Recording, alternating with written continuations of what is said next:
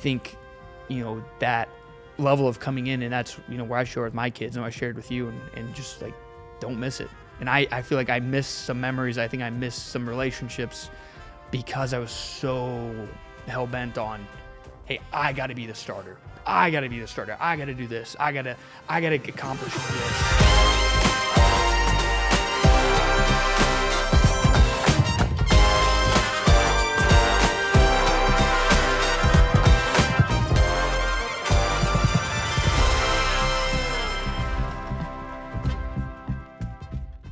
Today's guest on the Left Hash Call is someone who has experienced quarterback play from just about every angle imaginable.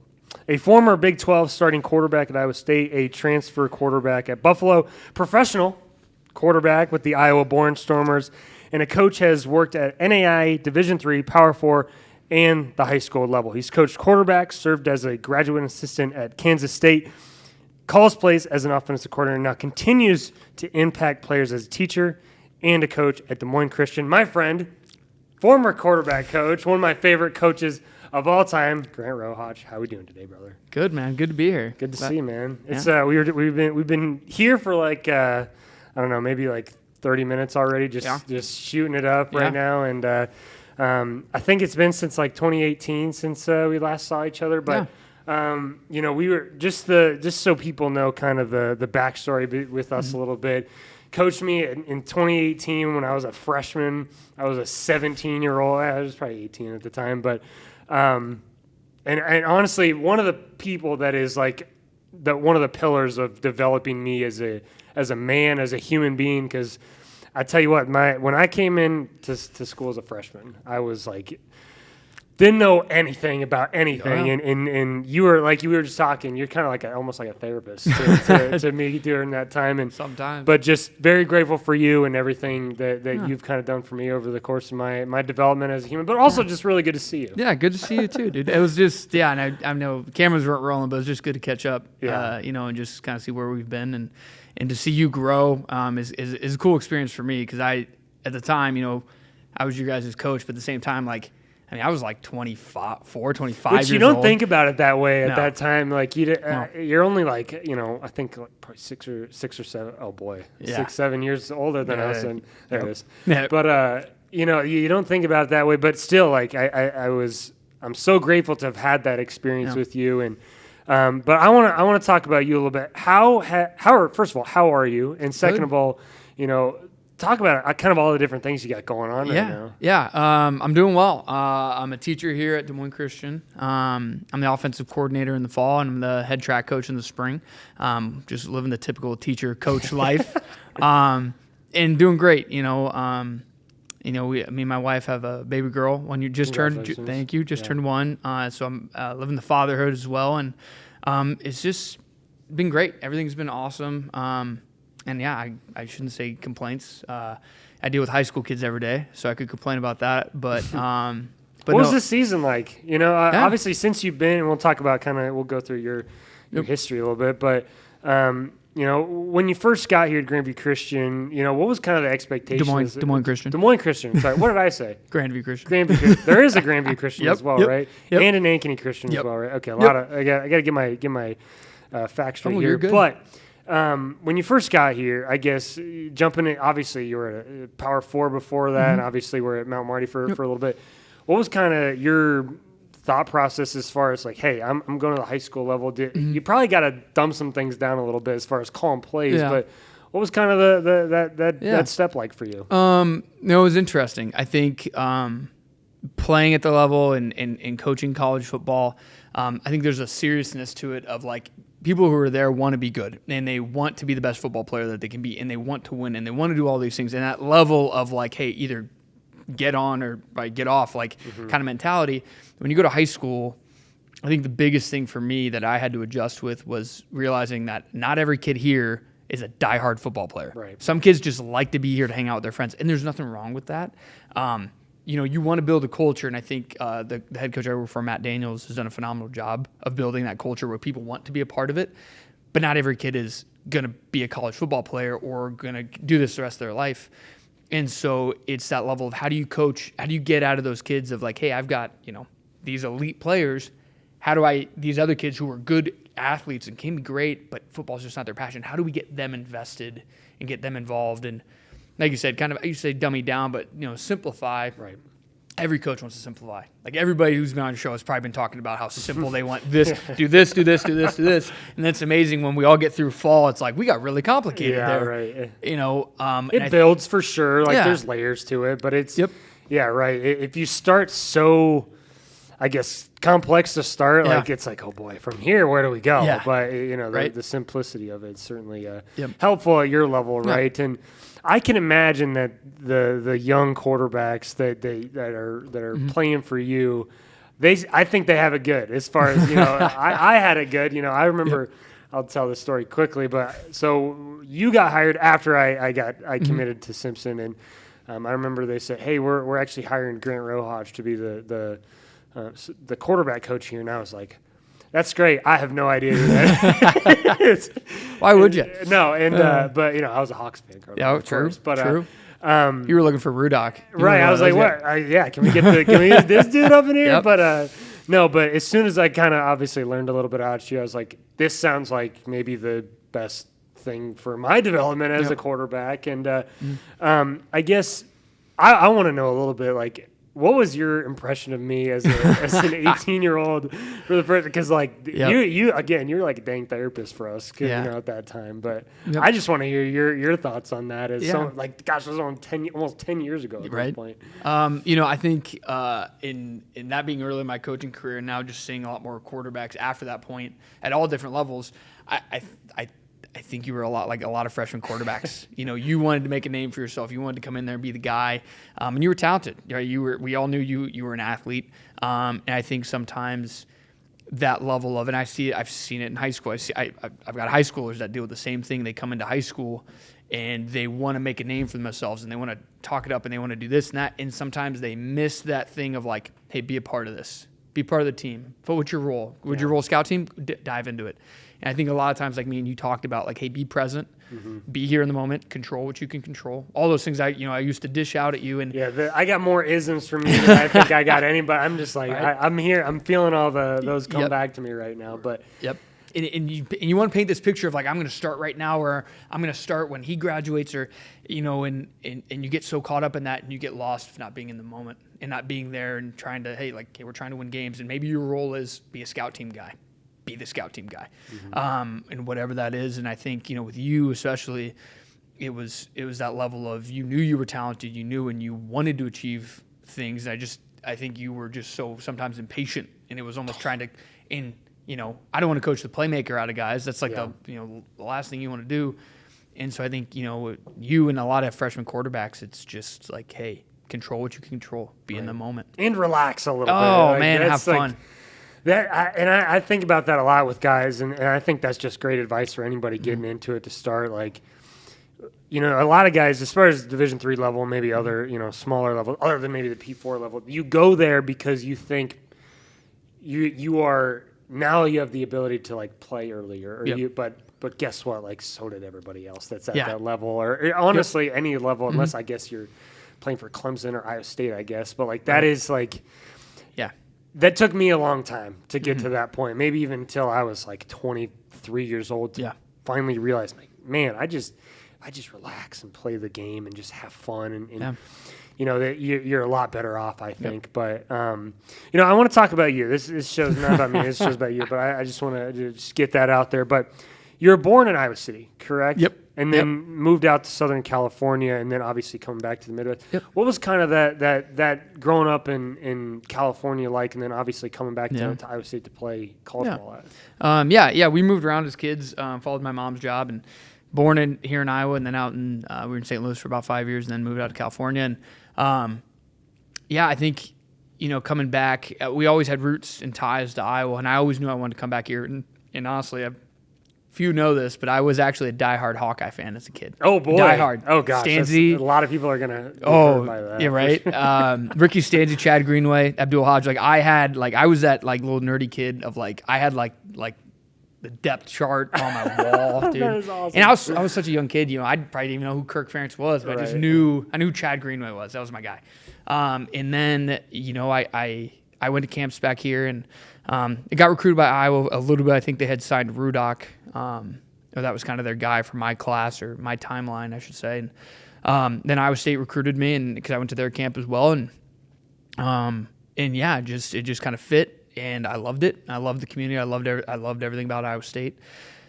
Still do, and yeah, I just came out here, and I was the California quarterback, Elite 11. Like, it was all cool. It was all great, and sharing that experience as a freshman quarterback, coming in here wanting to make a name and wanting to be the guy, and I think, that level of coming in, and that's, where I share with my kids, and I shared with you, and just like, don't miss it. And I feel like I missed some memories. I think I missed some relationships because I was so hell-bent on, hey, I got to be the starter. I got to be the starter. I got to do this. I got to accomplish this. And along the way, I missed a lot. I had a ton of experiences and a ton of great friends, just like you probably got a ton of great buddies at Simpson that you're, lifelong friends with.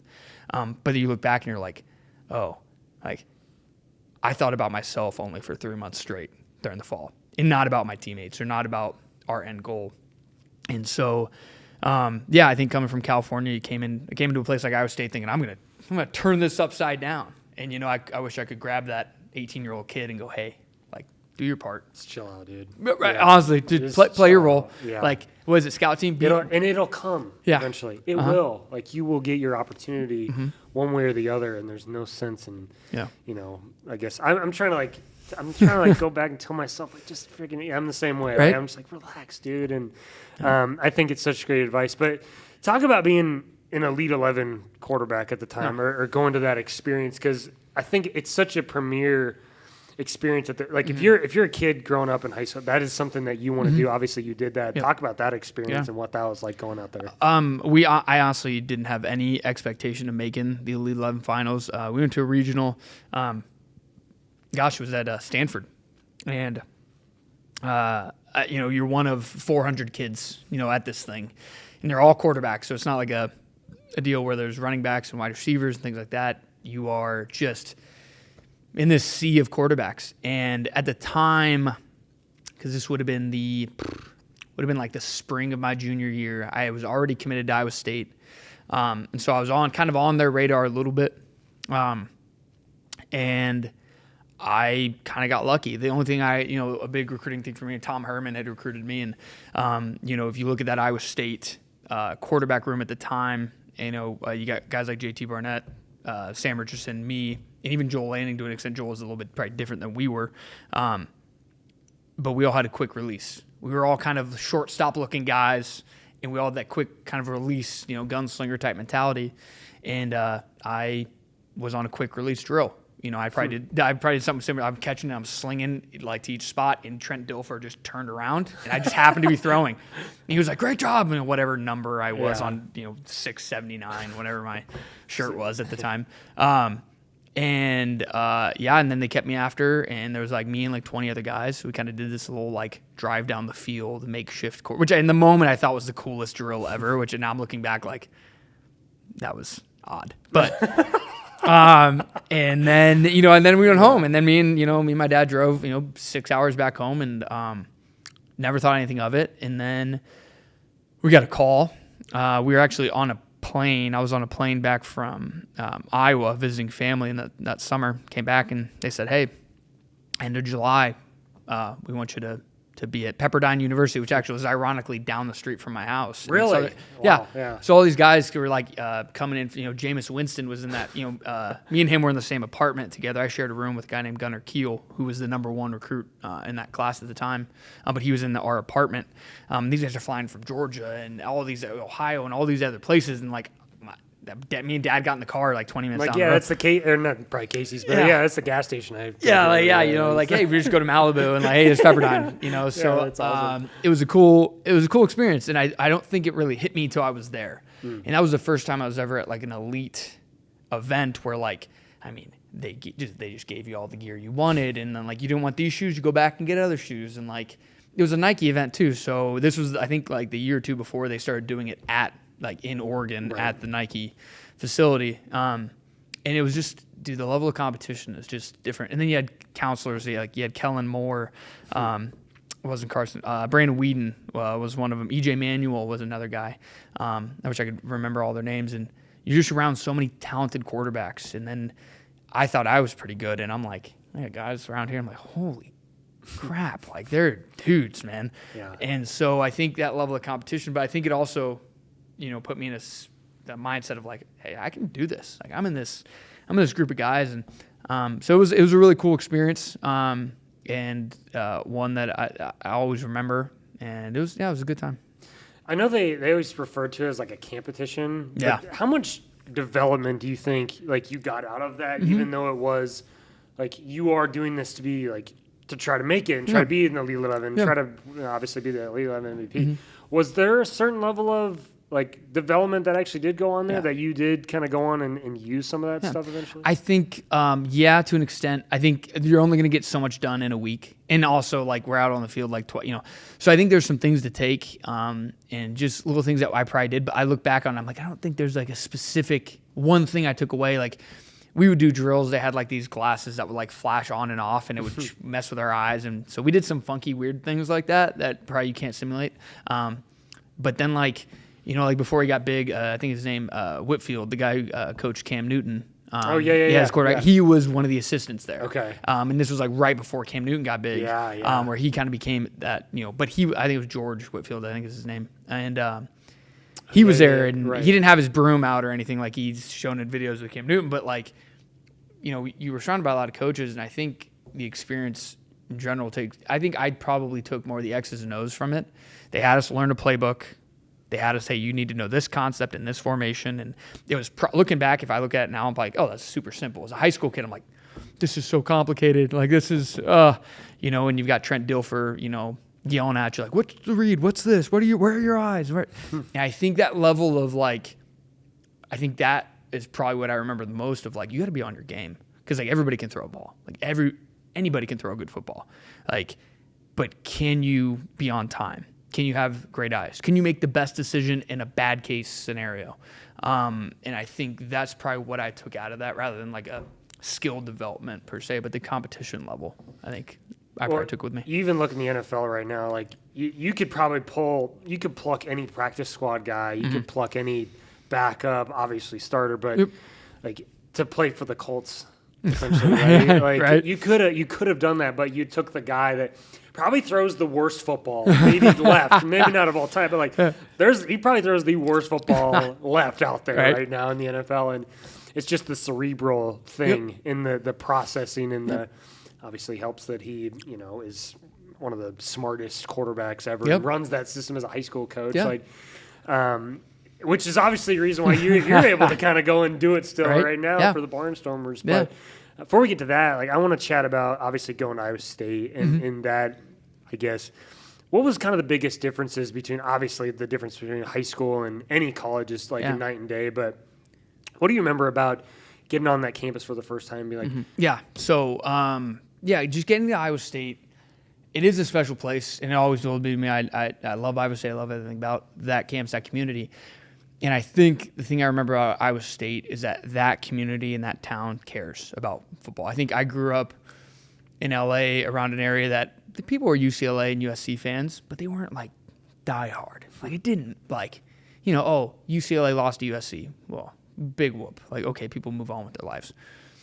And living in Iowa now, as long as I have, it's like, dude, if Iowa State or Iowa loses that football game, dude, it's like year-long torment. And I think I relate that to just stepping on campus and like, hey, this stuff matters. Like how we do in athletics here matters. And I think that was different to me at that college level. And I think, if you're in a state like Iowa, it's like Iowa State and Iowa, you're the pro players, right? And that was kind of the cool experience of being that high of a level in a state where like, hey, Iowa State and Iowa are kind of it. And so that was cool. As being an 18-year-old kid, and you're like, this is awesome. Like, that's the best thing ever. And but I think I think that experience and that level of importance to the community and to the state, I think I look back on it, I probably took that for granted a little bit.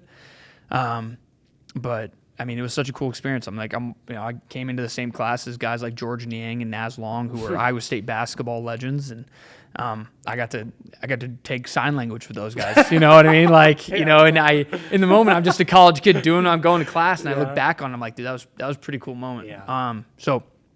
But yeah, it was phenomenal university, phenomenal institution. I loved everything about it.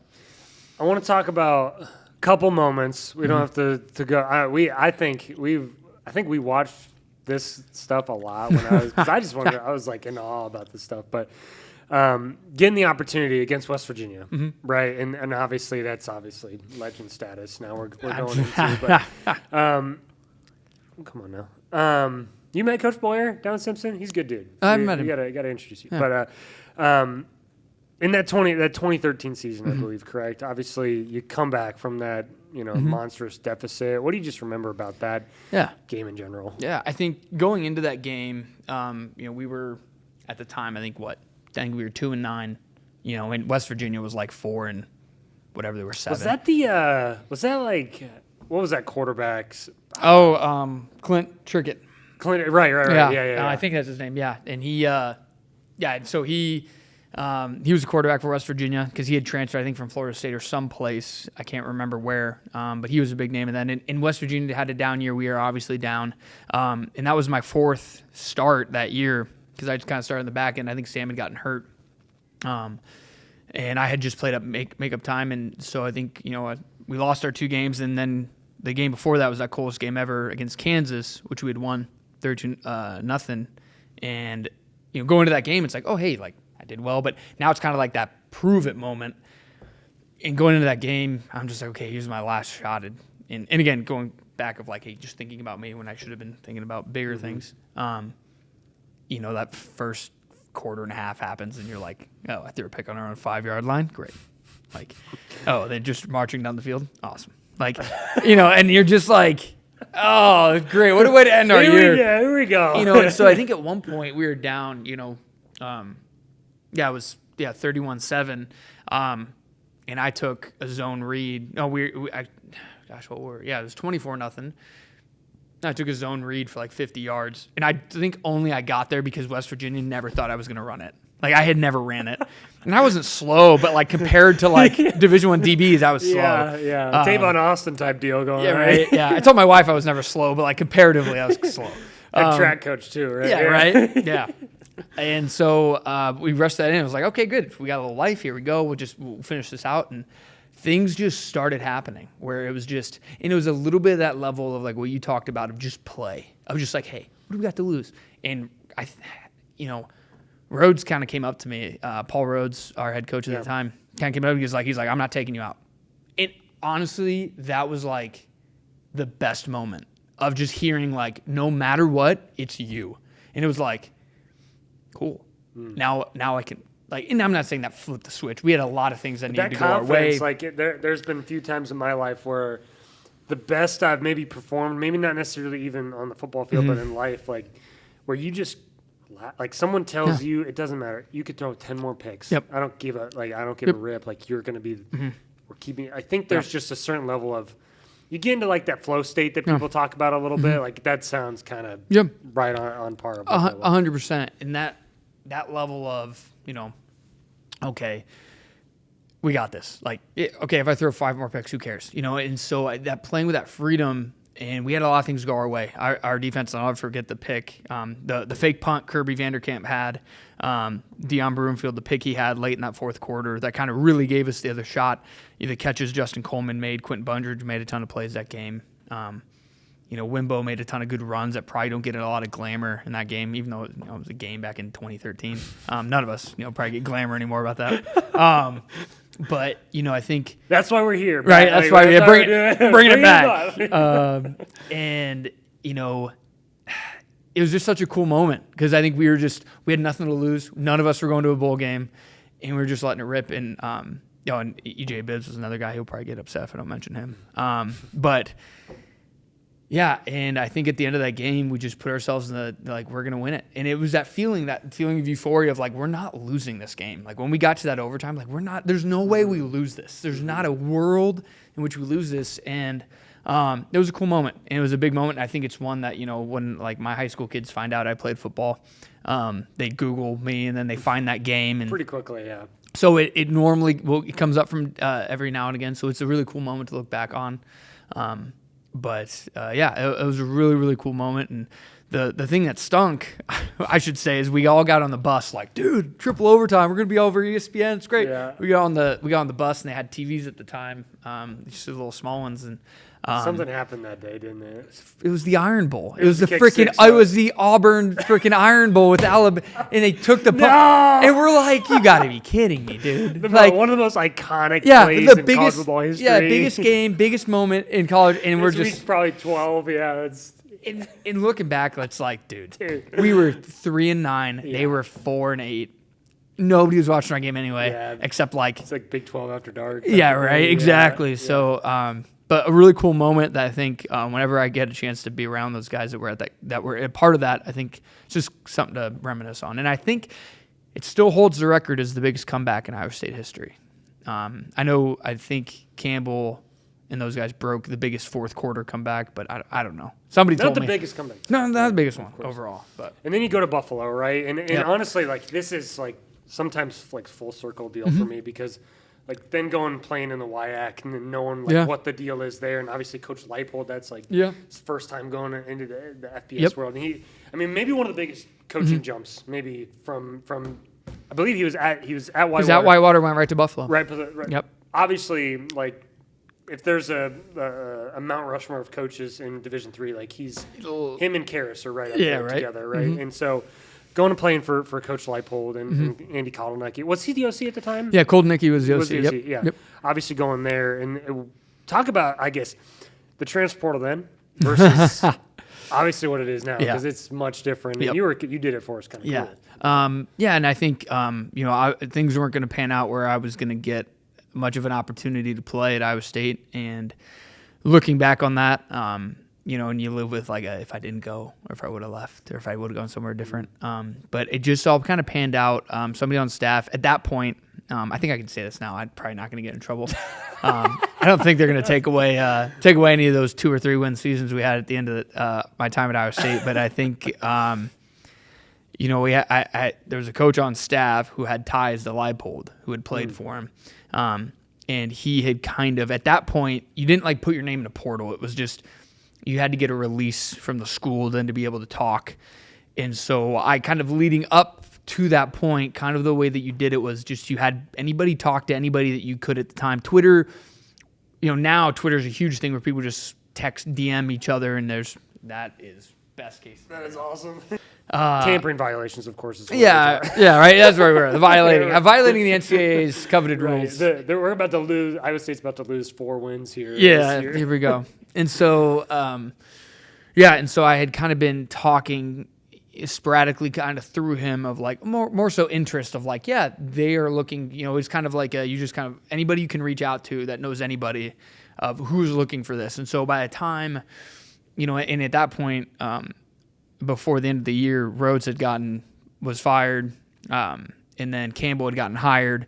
And so I was kind of already on the outs, heading that way. And so when I got my release, I finally talked to him. But at this point, I had already like kind of intermittently talked to them. So it was between Buffalo and Southern Utah. Mm-hmm. And I honestly, I was really I was going to go to Southern Utah. Like I was very much, I had guys I'd played with at high school that coached, like there were GAs there. And I was going to be Southern Utah. I think it's Thunderbirds. And I was trying to, is it the Eagles? But I think that's Georgia Southern. Yep. And Leipold and Kotelnicki sat in my parents' condo living room in Des Moines because they had moved back from California at this point. And so, I think there was a part of me that just wanted to chase that Division I FBS. I just wanted to keep, I didn't want to go down to FCS. I got offers to go play it. I shouldn't say an offer, but I, interest from like Northwest Missouri State, a message from a buddy who had coached there, and I turned that down. I'm just like, hey, I just in my head I was like, I'm going FBS. Doesn't matter. And playing for a guy like Leipold was awesome. I mean, I loved everything about him. I still love everything about him. He's a guy that he hasn't coached me in a decade, and I'll text him, and he'll text me back. honestly. And I've cool. probably seen him 3 times in the last 10 years. And he's just a great guy. And him being at Kansas now is a problem. Yeah, right. Yeah, I shouldn't say that. Pretty hard. Right. But no, I root for him all the time because he's just such a good guy and made that transition to Buffalo, and a little bit like going back to like 18. And at this point too, like in my career, I think I was so resentful of the game. We just talked about that big game at West Virginia, and then things just did not, in my head, didn't go my way those next couple years, and the up and downs, and the quarterback battles, and all the things that I was worrying about that I don't have control over, that you get caught up in, and a part of me resented the game, and I was just so, I know what's best, I can do this, I know I'm smart, and I think honestly, if you probably asked Colton Nicky, probably just say I was a huge prick to coach, dude. I was a 22-year-old know-it-all going to Buffalo, and I thought I had all the answers. I thought, and River Falls guy, by the way. Yeah, yes, he is. That's right. That was fun learning about That's that. right. I was like, man, there's just a lot of good things about that place. Yeah, right. And he just, looking back on it, he was innovative in a lot of ways and did a lot of cool things I had never seen. Obviously, I'd only been at one place for 4 years, but I went through a couple different coaches. A lot of systems, right? Yeah, and about 3 different systems, and seen some stuff mostly spread. And I think when I look back at that, I think I wish I would have been a lot more open-minded, but just bought into what I was being coached to do, and just trust, hey, like this is what he wants, this is what we're gonna do. And I was so focused on what I needed, what I thought I needed to be successful. And I think we were a really young team at the time, and we weren't really good. And my the guy who I had beaten out for the job briefly before he took the job, like a game into the season, Tyree Jackson, who's 6'4", 270-pound redshirt freshman. I'm like, okay. So I got this guy breathing down my, had this guy like coming up here, and Tyree's such an awesome guy, and I had such a good relationship with him. You can see some similarities of what they kind of wanted to do at Buffalo with him and what they do now with like Jane Davis. Yes. Yep. Yeah. 100%. And that was the cool thing of being a part of that and learning from Coach. The experience was great. I loved the whole staff. Any guy on that staff, wherever they are, if I ever saw them at the coaching convention, they'll always say hi. I see Coach Agpolso, who's the O-line coach there, and he's just such a good guy. Like I texted him the other day about kind of one of our kids here, and he just gets right back to me, and they're a bunch of good dudes. And I think part of me was just like, hey, I'm going here for me, and I should have been going there to try to win football games. When do you think that switched for you? When you obviously you don't get to kind of experience that maybe necessarily as a player, but I kind of went through a similar like transition. Like when I was at River Falls. Like I was still that way. I was like, all right, I'm just waiting for my time. Like, and it's like probably shitty to say, but I'm like, okay, this kid's younger than me, but like he's probably gonna like, he's gonna have to go out of the game at some point. I'm gonna go in. Like, that's all I could. But then it wasn't until like I literally entered the transfer portal again. I was gonna go find a new home again, and I was gonna do the whole thing again and find it. And then there was something that just clicked. I don't know what it was. It was like this like biblical experience for me. I was like, man. I finally found a place where I love the coaches. I love my teammates. I love this. And I was like, I don't give a crap if I'm the fifth string or I was best holder in school history. There you go. Heck yeah. Right. But I didn't care what my role is. I just loved being there and go figure, like tear my Achilles like 6 weeks, like a couple months later. And came out as a coach. But like there was just a moment where I was like, you know what? I'm tired of making it about me. Like I want to just be a part of something, have a family. And did you have kind of that moment where you finally realized, hey, this is, like, obviously, yes, wish I would have maybe done it differently, but, like, this is how I need to live my life now, essentially. Yep. And, honestly, I think it was probably my first job at Grandview. And I look back on that, and I honestly had been a part of a lot of losing football up to this point. At Iowa State, our first year we went to a bowl game, and then we just kind of were a little bit on the decline, and learned a lot of good things that I still take with me. In Buffalo, obviously, I learned from Leipold, who's one of the most all-time winningest coaches ever. But we had a bad year. We were young, and so up to that point, I was like kind of like, if you asked me like, hey, what does it take to be a part of a winning program? And it's kind of like I could probably BS you an answer, but I wasn't a part of it. And so I got out of football. I was resentful of everything. Me throwing a temper tantrum as a 22-year-old, and I wanted to get back into coaching. I was into like kind of a introductory sales role type deal for a couple months, and got out. And Todd Sturdy, a mentor of mine, and Courtney Messingham as well, who were both OCs of mine and guys that taught me a lot about the game.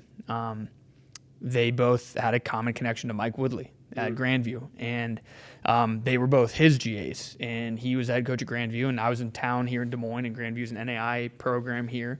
That's they'd won a national championship in 2013, and they do nothing but win, and so national championship this weekend, nonetheless. Right, and so I think Mike, or calling him Mike, Coach Woodley. I hope he doesn't hear that.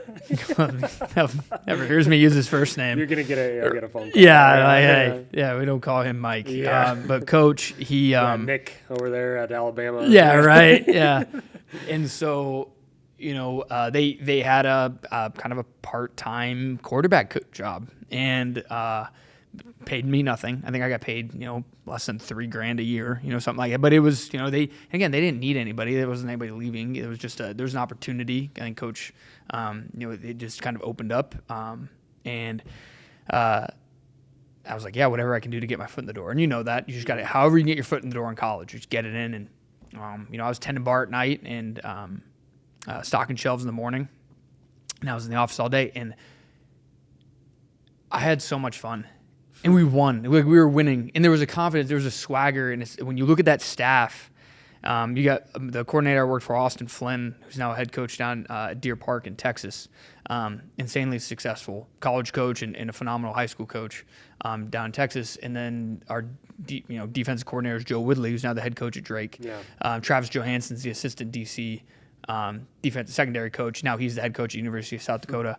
And just like the guys in that, that I was around, that I was mentored by, that I learned how to honestly have fun. And to them, it was just, hey, this is what we do.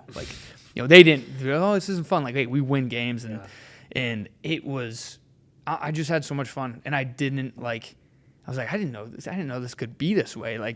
And how to win and how to go about it. And, how we practiced and how we prepared. And, it was in that moment that I'm like, oh, this is what it means to win. This is this level. And I was humbled, dude. I'm a Power 5 quarterback, Power 4 now. But so were those guys. They were D1 football players, and screw you, dude. Who are you? Yeah. And honestly, Coach Woodley played fullback at Iowa State. Right. He's like, I'm a two-way player. I played linebacker, fullback. What do you got? He's like, you barely played, and I'm like, dude, yeah. That is awesome. I'm getting freaking home. And honestly, though, but that was part of that culture too of nobody's bigger than this. And I think Coach Woodley did such a phenomenal job of assembling that staff and building that He built that program from the ground up and learning how to win from him and what a winning culture looks like, and the swagger and the I don't know the persona you should say, but hey, we're gonna win. It didn't matter. We were down to Mid-American Nazarene one time. We're down 14.5. We go in the locker room, and it's he lost it on us, but we were gonna find a way to win. It didn't matter. We're not walking away from that, without winning. And I think, and then that year was the first year in the spring I played for the Barnstormers, my first time in arena. I can say first time now. But still playing, probably not anymore, but we'll see. And the time's undefeated, brother. Right. And at that point in 2018, they had a backup spot for the Barnstormers. So here I am. We won a ton of games the fall of 2017 at Grandview. Won the conference again. I think we lost in the second round. In one of the most horrific weather games ever. And in 2018, in that spring, I got a call to be a backup. And up until this point, it's my pride's I'm not going to go be a backup for arena ball, but I'm just yeah, I'm going to go play. Let's go. Whatever my role is, I got this. Because I just spent a year literally being humbled because I was the runt. I was the little position coach coaching quarterbacks and, scrounging and trying to make a living. And I'm very thankful for that experience to kind of hey, this is what winning is, and this is why this is fun. And then, obviously the coaching and seeing you guys grow into the men that you're going to be is something that you don't see until you're my age. But yeah, that was kind of when that flipped, that moment where football truly became fun again for me. Yeah. Wow. It's a cool deal because then obviously this is kind of where our paths intersect here. Did you always kind of know you wanted to get into coaching, or was that kind of a byproduct of maybe not necessarily having the success that you wanted to, but then transitioning into coaching? Talk about that a little bit. I'd always known my dad was a high school teacher, high school coach forever and all sports. He just retired after 42 years. And I always know I wanted to coach or teach. It was always kind of a part of me. And then I think playing college football and loving the X's and O's of it, the strategy, it's the best chess game there is. And I think that level of competition and that level of strategy is something I wanted to be around, to be a part of. And obviously from my dad and just the example that he, the impact he had on me as a coach, and seeing that lifestyle and what it meant, I think it was something that I was always probably going to do. So college, I was like, hey, this is what I know. This is what I'm used to. And this is, and I got out of it. And then I came back again, briefly after I got done playing. And so it was always something I knew I was going to do in some facet or another. I've tried to go do sales. I've tried to do it. And there's part of me that always wants to just come back and be a part of a team, be a part of a culture like that. So. Yeah. And then obviously you go to Simpson. How did that kind of come about? Yeah. I was paying my dues at Grandview, as most coaches would say. That was kind of my paying dues moment, and I was lucky enough. I did it for 1 year, and then there was a full-time job at Simpson available to be the quarterbacks coach, which we had talked a little bit previously. Is like a little unheard. Now that we had this discussion, and we'll talk about it, but I've never heard of this situation. Yeah. Now I've never heard of this in Division III. I've never heard of it before. Yeah, and it's just it was a rare position. It was like, and it's also 20 minutes down the road from where I live right now, and so okay. Yeah, I get to be a full-time quarterback coach. Let's go. I'm in. And so there's three full-timers on this staff. Yep. There's full-time offensive coordinator, who was the receivers coach, full-time offensive line coach, and then full-time quarterback coach, which again, was there, because obviously Coach Hag was there, but was there another full-time defensive No, assistant? So it was five. There was five of us full time. I don't think I've ever heard of that. Right, and I think the way we got away with that was Coach Jeter's want to be a coach. He coached the defensive backs, and I think sometimes you don't see that where you want a coach that wants to. Coach Jeet loves coaching ball. He always has and always will, and he's such a phenomenal ball coach that I learned a lot of lessons from.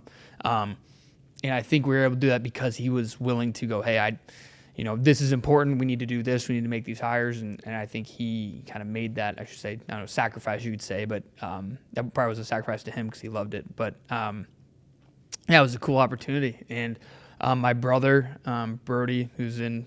He was at Co, correct, at the time? He was at Co at the time, yes. Okay. And he knew Jeter from when he GA'd at Central Missouri. Again, it's all about who you know. And so... Crazy how that... Right? that is the truest statement. Oh, man. The amount of people that know somebody or somebody else... Gosh, it's stupid. I think about, these coaching trees a little bit and how, even if you played for somebody, it is... Everybody is connected somehow, some way. Yep. You could draw a line. You could. I'll show you a coach in California, and I'll connect you to a coach in Maine. Yep. Somehow it's just. Yep. And when you probably do this too, when you look up a staff of a college team, I always go to their bio and go, where have they been? Yeah, right. Where have they been? Who do I know that knows this guy? Yeah. Because and I learned this more recently. Obviously, everybody wants to go on Scoop, and they want to see it, and then you start applying to these jobs, and then you never get a job just based on applying. It is because, hey, I know guy at school. Would you reach out for it? It's just that's how it goes. That's truest time. But anyways, with getting that job at Simpson, obviously, that first full-time gig. Obviously, now you're not having to necessarily. I'm not sure if you continue to stock shelves at the time. No. What was that first experience like? Obviously, I was living it, I was in it, but obviously different lens on it at the time. Yeah. But what was that experience like working at Simpson? Now at the Division III level that you'd never obviously done before. And I think I think there was a level of responsibility that I needed to get used to. I think my time at Grandview. I was around such good coaches. I've been around good coaches everywhere I've been, but those guys were just so good at what they did. And I think I was just kind of that like, hey, I'm the young kid. I got like a part-time job. I'm not like, if I'm here or not, like I'm not end all be all. So I think there was a level of freedom of like, oh, like, hey, I'm a little bit more relaxed and great. And then so now Coach Jeter's investing me as a quarterbacks coach and like, hey, this is your role in the passing game. Quarterbacks and things like that. And then this is where you're recruiting. I had Northwest Iowa, which if you know Iowa, like there's Morningside, Northwestern, Dort's up there. Yeah, purgatory, baby. Like, you know what I mean? Like I gotta like I'm recruiting Northwest Iowa. Like you couldn't give me Western. Like I can't go south. Like and so a little easier, but yeah, right? It's Northwest is yeah. I was thankful I got to do Southeast Iowa, there you which go. is Yep. not as hard, but that side of it. That corridor is tough, and so I think there's a level of responsibility that I hadn't had, and so when you own the office and you own your own room, and I had my room at Grandview, but just a different level of responsibility. And I think that the thing I take away and what I learned a lot from Coach Jeter was you got to act like it. Hey, you want to be a coordinator one day? Hey, you want to do this? Start looking like it. I'd come into the office and polo untucked. I have my backwards hat on, I have my sweat, my hoodie on. It's like the same way sounds like me every day, right? And I think and the thing about Coach Jeter was like you gotta look the part. I gotta look at you and go like that's the OC. Like that's OC, because I think there's a level too of how you run your program and how the administration, how the school sees you, how recruits see you. I mean, there are going to be people that are coming in here and they're going to drop their kid off from Texas and they're going to drive back home. Hey, is this a man? Is this a professional taking my kid? And in the moment, I'm just like, oh, Jesus, Jesus, give me a hard time. He's asking this. And I look back and I'm like, no, he's teaching me how to be a pro, because Jeet was a pro and just that level of responsibility, I think I was, wasn't used to at the moment, but loved every second of it and loved Simpson. And I got benefits and I got a full-time job, which was awesome.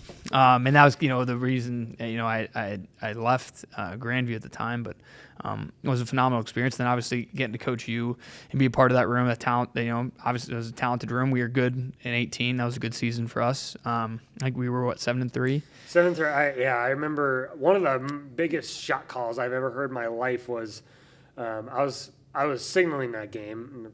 Obviously, was it the Wartburg game? And I was dummy signaling actually, which whoever gave me the keys to that car was not. You were atrocious at the dummy signals. The worst. We had to. In history. I remember like Helt looking over at me, going like, "We got to get him right." Like Helt was just it was the worst in the history of fake signals. I remember I looked at you and I go, "Seth, you got to actually look like." I mean, I'm doing just like. Oh yeah, just you were the dumbest signals of all. I'm doing hang cleans. I'm like, yeah. There was one point I turned around and mooned the. I remember that one. I remember.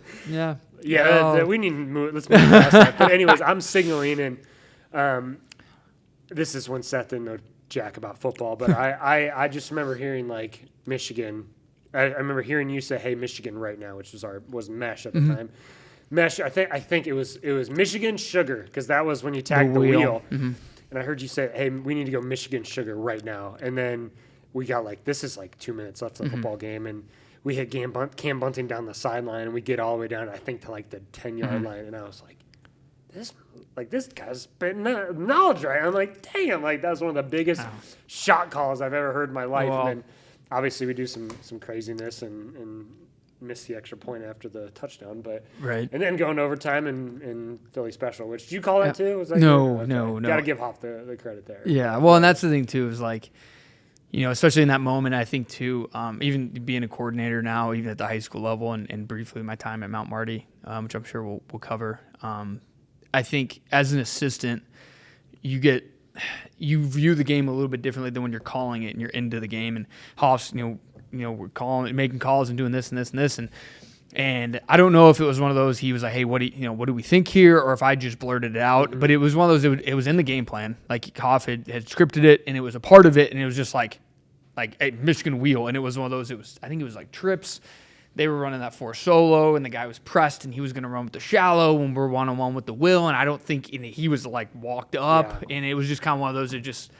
Those celebrity play calls. Yeah, you know what I mean? Like, right? like, oh, a celebrity shot. And it's just like, it's like bang, Tutty. I should be calling cool. it right now. I did one thing. I haven't done a single thing all day. The worst one, though, I've done this, is you do the celebrity, like, I've did this. We were playing at Oshkosh, my first year coaching, and I'm like, hey, I call this, I'm like, hey, what about this right now? He calls it's a pick. And I'm like, fuck. Like, this is, like, that's a tough. The worst, and you're like, I'm so sorry.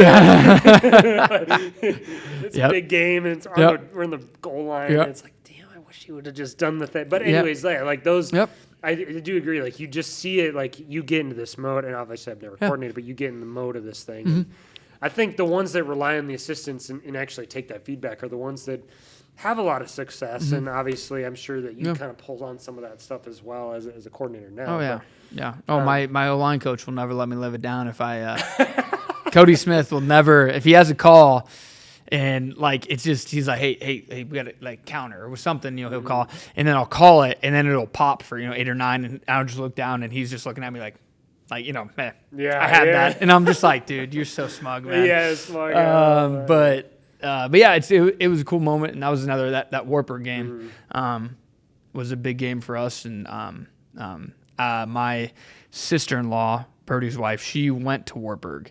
Okay.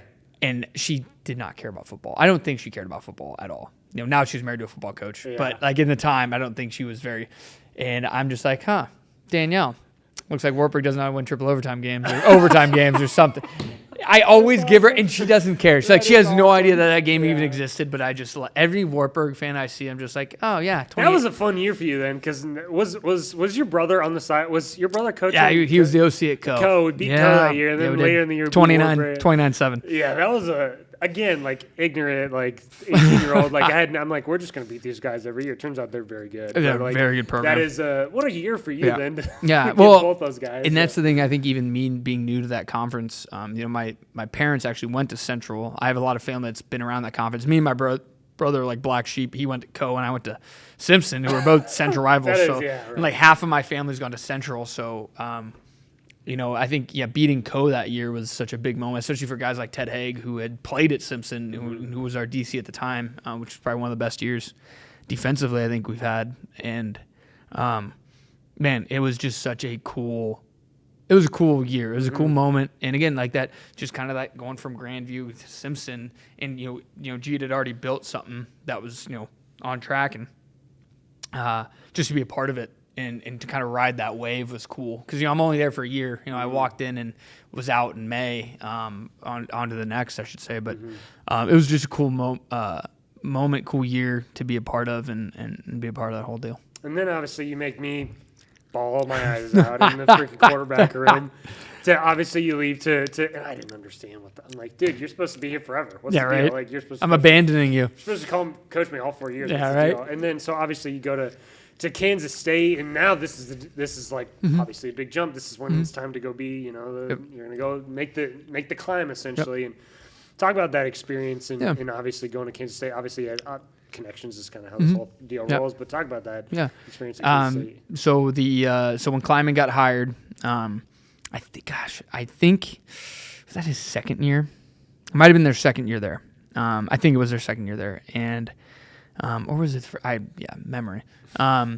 So Courtney Messingham was my first OC. He was the first OC of that West Virginia game back at Iowa State that I played for. And he had gotten the OC job.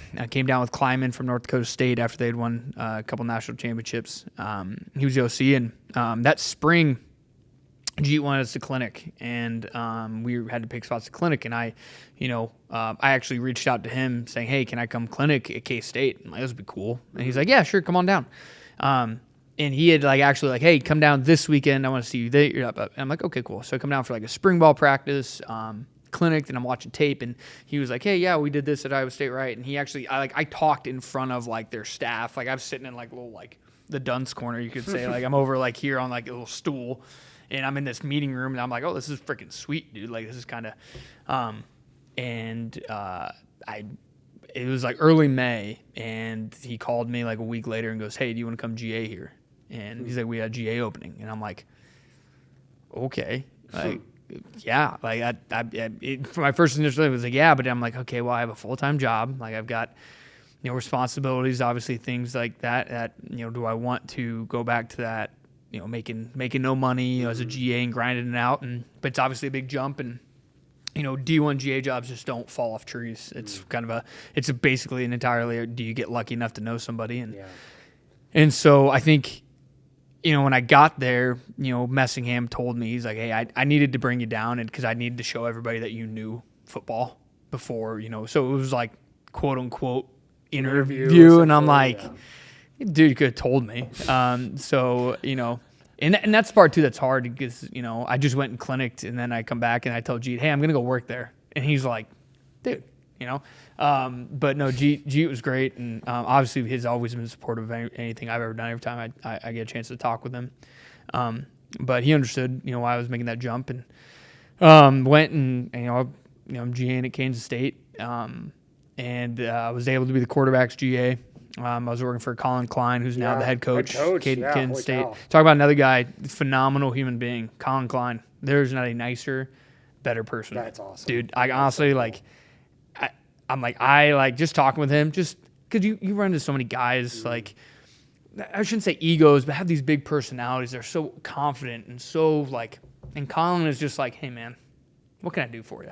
Like, he's just like, that's cool. Like, dude, you're not supposed to be as advertised. You know what I mean? Like, growing up watching, and even I was mimicked him in scout team. Fantastic power read guy, by the way. Oh, dude, he's the reason. He's clips I pull up of people like, hey, the patience on power read. Like, well, this is what Colin Klein did. Yeah. And so I got to GA for him, and obviously then worked for Courtney Messingham, who was my coach. It was an awesome experience. And you got guys like Connor Riley, who was the O-line coach there, who I learned so much from him and technique, skill, things like that. And, that was just such a cool staff to be a part of, because I got a lot of K-State and why K-State, a lot of the Snyder, guys like Drew Little, who were part of that staff, who played with Colin, he was the quality control at the time. He's kind of my boss, pseudo boss in a sense.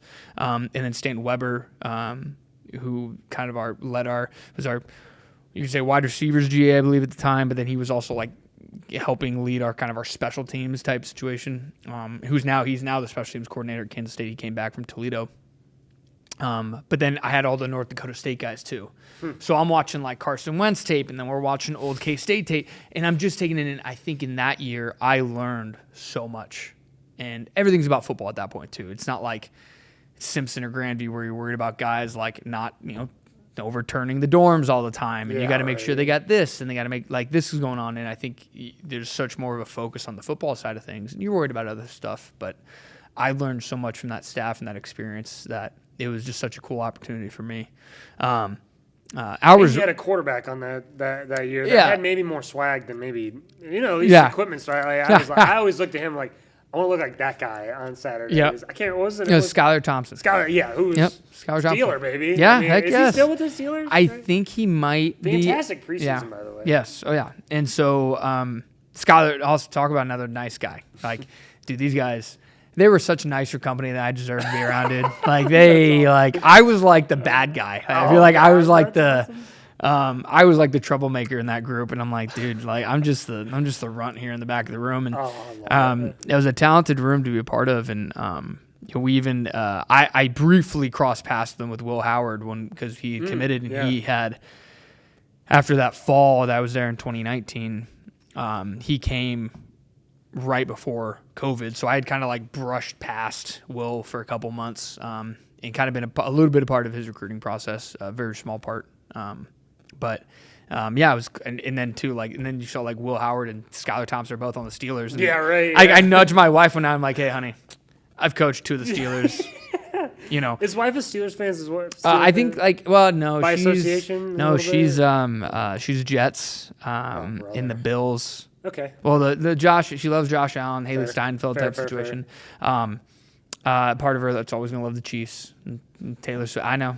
And then, but she does. We watched Hard Knocks the year they did it with AFC North, right? Yeah, and then it was the year they had Rodgers and. Oh, right. The Hard Knocks with the Jets 2 or 3 years ago, and kind of from then she's always had a sympathy to the Jets. Oh, I think, I'm just honey, I finally got her converted to an Iowa State fan, so Okay. we're there. We got some more. Hey, boys ain't doing them any favors at this point, right? I mean, Right. We're getting there. We're getting there Yeah. a little bit, but damn, like we need to pick it up to Right. get that thing going. Yeah, and so I think but yeah, no, she's kind of all over the place with NFL. But she is a big NFL fan. Actually, college is probably her least favorite to watch. Okay. She was like, what'd she say the other day? She goes, NFL is just such a cleaner game. Oh yeah. I'm like, all right, honey, sounds good. That's awesome. Yeah, it's cleaner blocking schemes up there, of course, Yeah, naturally. right. Yeah, no, So she's around football a lot more than she was before dating me. That's for sure. And then talk about going to Mount Marty, because obviously that's your first opportunity to be a coordinator. Yep. And obviously it's similar, I should say. Obviously it's a unique situation up there because it's the first year they had football. Yeah. Is that the first year ever they had football? Or was it, Yep, that's for sure. Just talk about that experience, because that's obviously a unique situation. Yeah. To say the least. Yeah, and I think a lot of people were like, "Why did you go? Sure. Why did you leave a D1 GA job after 1 year for an OC and an NAI that doesn't exist?" And I think there was a part of me at that point in my life, like I think a lot of coaches go through a similar kind of like that, like crossroads of like, do I keep doing this? Kind of like, this is a grind. And I was starting to date my wife at the time. And you start having those thoughts of like a family and kids and what does this life look like and what do you want it to look like? And I had great role models. I had a guy like Colin Klein who's the most present father I've ever been around in the college coaching world. Not to say, I mean, a lot of guys are, but and then you got some scenarios where like, hey, you sometimes you don't get to see them. You don't get to see your family. I remember in that December at K-State, I missed my family Christmas because we had recruits in. And you don't ask questions. You don't, and I'm sure if they would have, if I would said, hey, can I leave for the week? I'm sure they would have let me, but I wasn't going to ask. Right. Like I was going to grind. I was going to put my nose to the grindstone and get it done. And, sometimes that's what it takes. And I think I just started having those doubts of like, man, is this it for me? Is this it for the long haul? And so honestly, the Mount Marty thing kind of came up. Mike Woodley, the coach who had hired me at Grandview, resigned from Grandview, kind of to hand it over to Joe, his son, Joe Woodley. And Mike wasn't done. He wasn't done coaching. He wanted to do he had already started the program at Grandview, so he took the job at Mount Marty. And Mike didn't even think I'd be interested. I reached out to Mike. I said, Mike, dude, What are you doing? I tell you what, dude. Like I'm getting real comfortable, man. No, coach. That mic gets in front of your face and you start saying stuff. Start saying things. And Coach Woodley, I reached out to him. And he's like, yeah, like absolutely. So I went and interviewed and did the whole thing. And to me, I was making the jump down to something that was going to be, hey, a little bit. I'd coached with Mike. I learned that work-life balance that Mike, loved. And hey, you get your stuff done, get out of here, go be with your family, go do your things, and grind. When you have to grind and do that stuff. And so I took that job, and it was an awesome time. I got to meet guys from the Matt Drinkle coaching tree that he's now the coach of Central Michigan. I only crossed over with him very briefly, but like John Micheletti came from Kansas Wesleyan where he was at, and just being around John and how what he brought to the table, and then we hired Heath Zook as the O-line coach who I'd coached with at Grandview. So to kind of be back in this new environment, this new situation, it was really cool. It was really fun, but it was also uncharted territory. And it was an awesome time. You're in Yankton, South Dakota. It was a great town. I loved Yankton. Me and my wife, we still love Yankton. Like we're trying to get back there. It's just with a 1-year-old, it's a little bit more difficult. And I was there for a year. And we didn't play that season. We had just recruited a class to kind of get that freshman class going, and then we were going to play the next year. And after that year, I just felt burnt out. And I think I was working for a guy like Coach Woodley that is all about family and is all about, having that work-life balance, but like, seeing the big picture of things. And that's when it worried me of like, I'm working for the guy like this and I'm still having this, like this feeling of like, do I want to keep doing this? Do I want the, unexpected? And we had job security. Like we hadn't played a game yet. And I was just, so I feel like sometimes a little part of me backed myself into a corner a little bit and some self-doubt, but also just kind of what did I want for myself moving forward. And it's probably one of the hardest things I've ever done was go into Mike's office and just say, hey, I want to be done. I want to get out of college coaching. And I think I was frustrated. I wanted to, go buy. I wanted to be able to afford a lake house. I wanted to do this. I wanted to do that. I wanted to, as a 26-year-old, I think I was 26, 25 at the time, and starting to have those thoughts of marriage and what I thought was the right choice. And looking back, probably could have stuck it out as far as, and a lot of guys I've mentored, I think me and you have had a similar conversation on the phone. I've had similar conversations with other guys who've gotten into it and who have this moment. And I always try to caution, like, well, what if you just go back into work the next day? Like, what if you just grind this week out? What do you?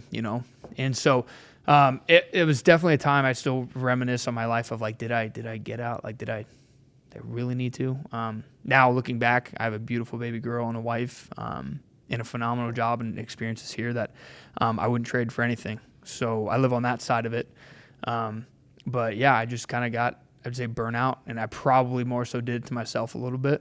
But yeah, it was definitely kind of like a fast up and then a real fast like college coaching. It was very like up and then down and then out. So, but yeah, still love Yankton, South Dakota though. Man, I love that place. I think it takes a lot of courage to not only talk about it, but to get to that point where you're feeling these emotions of, should I get out? Should I stay? Should I go? Whatever. And to ultimately get out of it and be done. I think it does take a lot of courage for a human being to, this thing that you've been doing since, I don't know how old you were when you first started, to this, hey, I've been doing this since I was like, 5 years old, whatever. And I've been coaching and doing this whole thing, and all is football. I think it takes a significant amount of courage and appreciate that, brother, to do that. Obviously, doesn't even hear from me, but, so talk about getting back into it, though. Obviously, I'm so glad you're still in this area and in Des Moines, and obviously you have a beautiful wife and family and baby girl. And but talk about getting back into now high school coaching, and I guess as well as still just the experience in general of coming back into this level now. Yeah. So I spent probably a good probably 7-8 months. Working kind of like I get out of coaching and it's like, okay, what work experience do I have? I'm like 26. I got a college degree. I got a master's in education, and leaving Mount Marty at that time, it was more so for me probably in that moment. It was like, I gotta start ramping up my income. I gotta I gotta, find something stable in income. And, cause again, like that kind of was where my mindset was at the time. Just kind of almost, I could say, being a panicky 26-year-old at that time. And me and my wife came back here to Des Moines.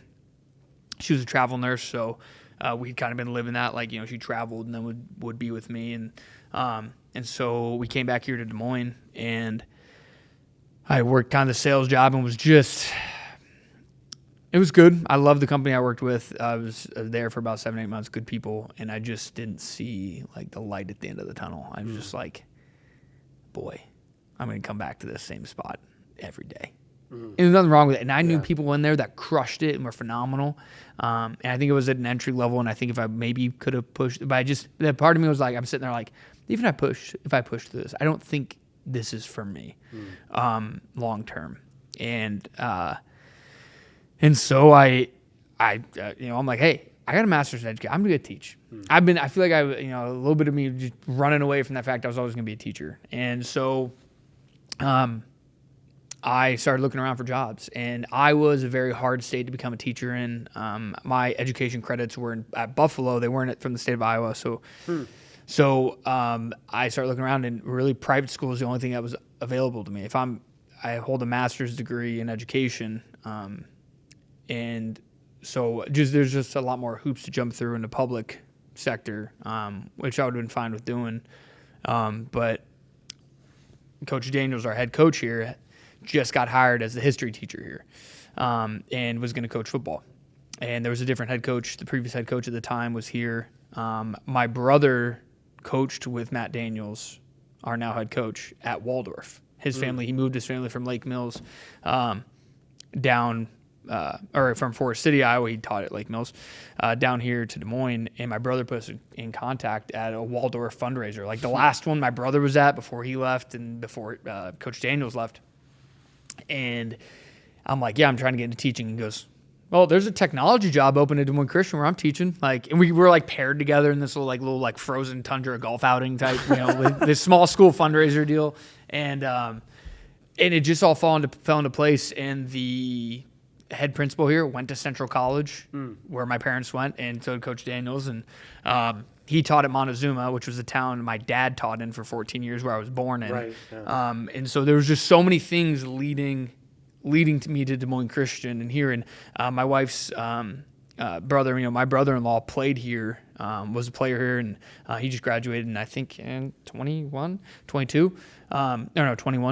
And so there was just so many things that were kind of lined up for, this to work. And so I started teaching. I was a first-year teacher at the age of, what was I?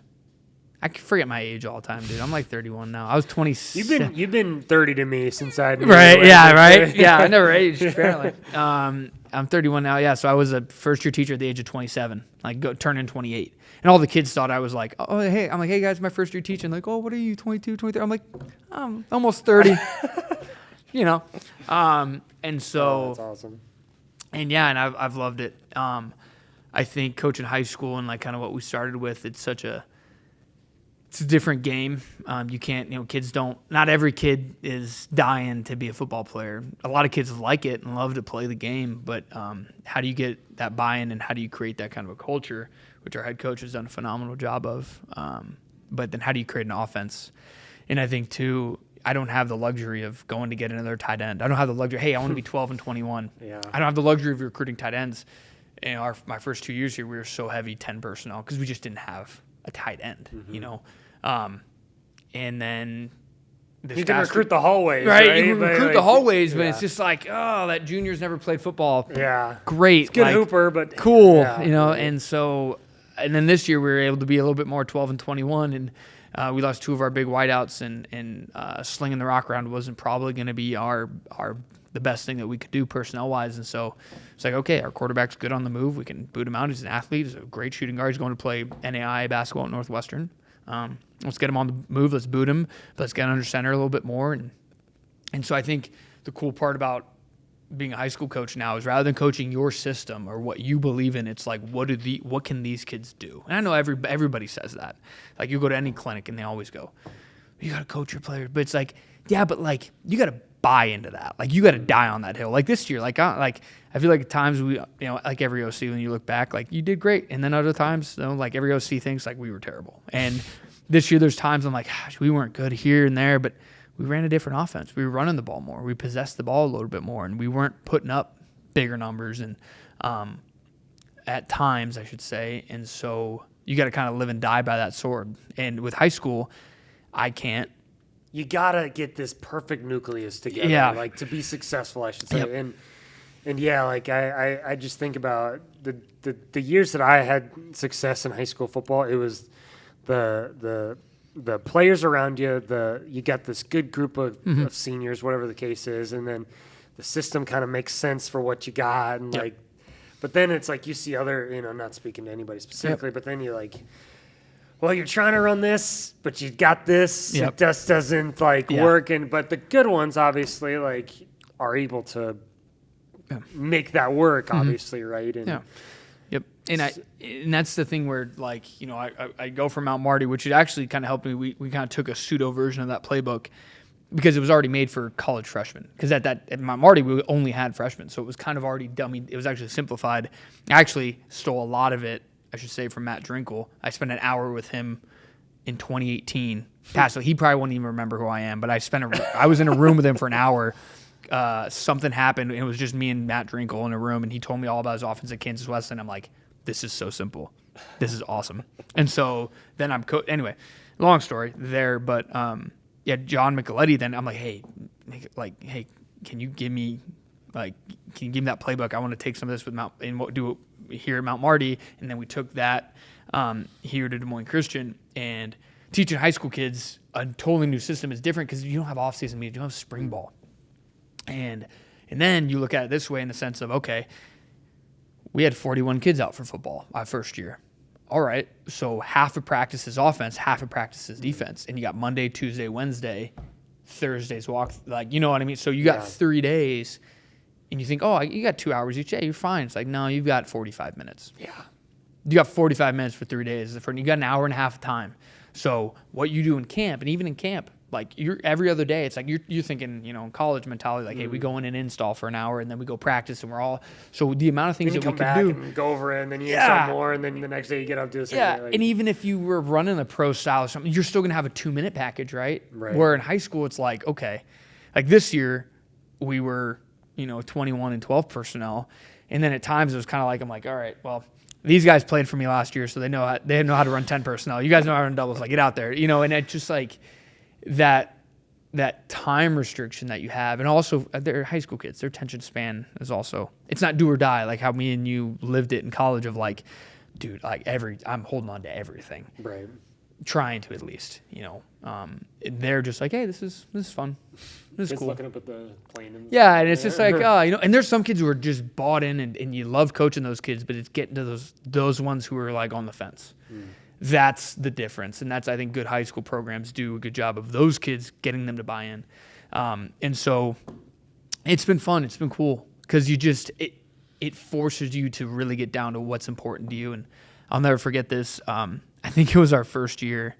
I'm cutting down the whole offense. I'm cutting it down, simplifying it. We try to be as simple as possible, formationally getting guys lined up. We made it. I mean, it was probably the easiest I've ever done, and it kind of restricted us at times to what we did, but it was just so easy to get formations down. And then we did all these things and cool, and we were on the ball, and we weren't huddled up at that time.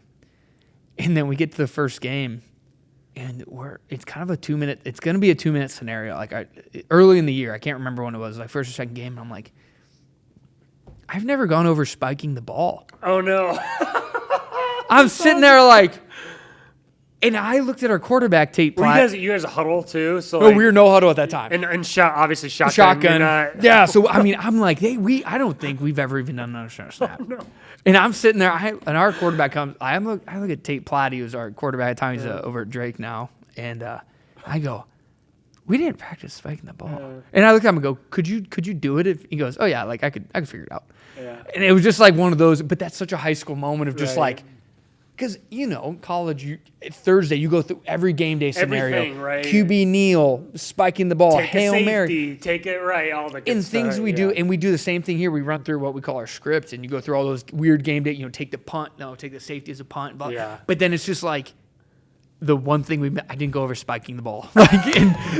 We did everything else. Oh, I love that. But awesome. Spiking the ball. And so I think that's kind of a humbling moment of just like, don't forget the spike. I feel like that's probably like a don't forget the spike, baby. Yeah, don't like. It might have to be the thumbnail. Don't forget the spike. And I think that was just kind of a comical moment of just like, what an idiot. Like I did all these cool things of simplifying and making it easy and naming our formations. Right, sting, and right tells them this, and sting. And it's gonna make everything easy. It's cool, and you got it all plotted out, and your numbering system, and your passing game, or states and cities, and then don't forget the spike. Don't forget the spike. Oh, I love that. That's man, awesome. So, oh my gosh. All right. Well, I got to come to a game. That's for sure. Yes, 100%, dude. That's a good little atmosphere over here. Yeah, we're getting bigger. I'm excited, but I want to talk. Obviously we've been going for a while. I want to get you home to your family. But one of the last little things I want to talk about here, because obviously you got some experience with it, is the development of quarterbacks. Mm-hmm. And obviously there's a difference between developing a 16, 15-year-old or whatever age range that is, and then an 18 to 22-year-old, and obviously again the advanced. If you could just very simply, if you're developing a quarterback, what are the things that you just have to? My mind of how to develop a quarterback when I was 18, very different.